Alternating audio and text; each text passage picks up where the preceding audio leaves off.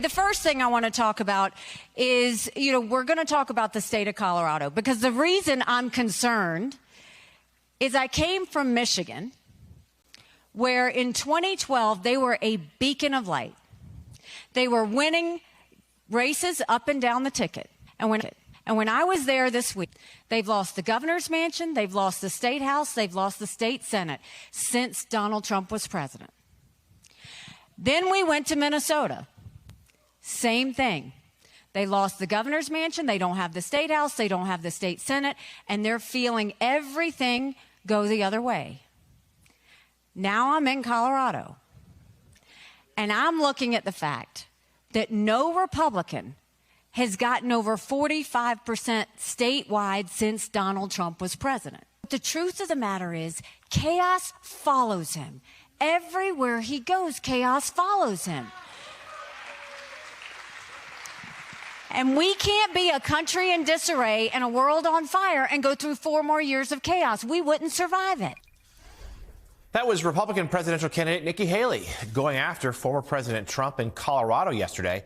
She prepares to visit multiple Super Tuesday states ahead of next week's big day at the ballot box. Joining us now, national politics reporter for The Hill, Julia Manchester. Julia, good to see you this morning.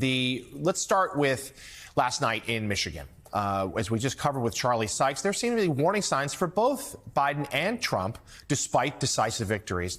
Give us your read on both races and the analysis of some sharp political operatives you've been speaking to.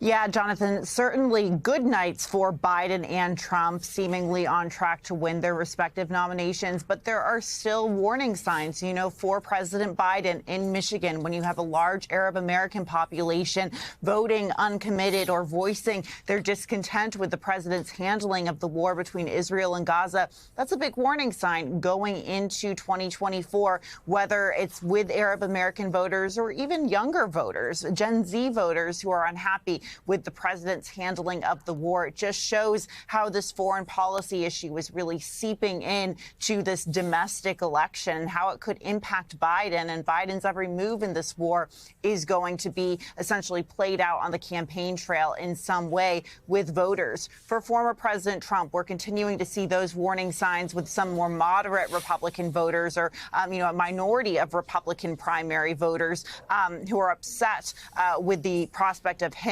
winning the nomination. Now, is it enough for former President Trump not to get the nomination? No, he's on track to win that. However, in what's slated to be a really tight election, every vote for both of these candidates matters. So any slip up or any issue with voters, with a voting bloc, a voting group, is going to matter in the total going into November, assuming they are both the respective parties' nominees. Yeah, and it seems like it's so telling out of some of the polling that a significant percentage of those who vote for Haley say, look, we just simply won't vote for Trump. Some of them may come home between now and November, but a lot won't. And if they don't, how worrisome is that for the former president? It is worrisome. That being said, though, a lot of Republican operatives I speak to say, look, once, it's a done deal for both of these nominations, assuming it's Trump and Biden, and they are officially the nominees. That period between the conventions in July and August and November, it will start to sink in for voters, and that they are going to see this choice, whether they like it or not, that it's between Trump and President Biden, and they will have to make a decision. And looking at the other side of the political spectrum, wherever they may be, if they're forced to choose between these two men, they're going to choose. So, they seem to think that ultimately these Republicans will come home. But, for me, it's not necessarily the Republican primary voters, Jonathan. It's these independent swing voters in areas like the suburbs, in the suburbs of Philadelphia, for example, the suburbs of Detroit, some of these big cities in the U.S. where we've seen suburban voters, particularly suburban independent women, really decide side a lot of the recent elections. They've swung towards Democrats recently, but depending on what happens going forward with the economy or a number of other issues, they could swing back towards Republicans. And Julia, let's now return to Nikki Haley, who opened this segment with the litany of losing that's followed Republicans since Donald Trump became the force of their party. Super Tuesday, she said she's staying in. That's now just 6 days away. Quick two-parter. Do you think there's any of those states on Super Tuesday that she could actually win? And if the answer is no, does she stay in beyond that? It's hard to see her winning any of these states outright. If she does do particularly well in some of these states, maybe not exactly winning, that could mean she stays in. It all has to do with the funding and how much she's bringing in, whether it's from fundraising or donors. I think losing the Koch-backed Americans for Prosperity isn't a good sign. However, her campaign is continuing to fundraise. All right.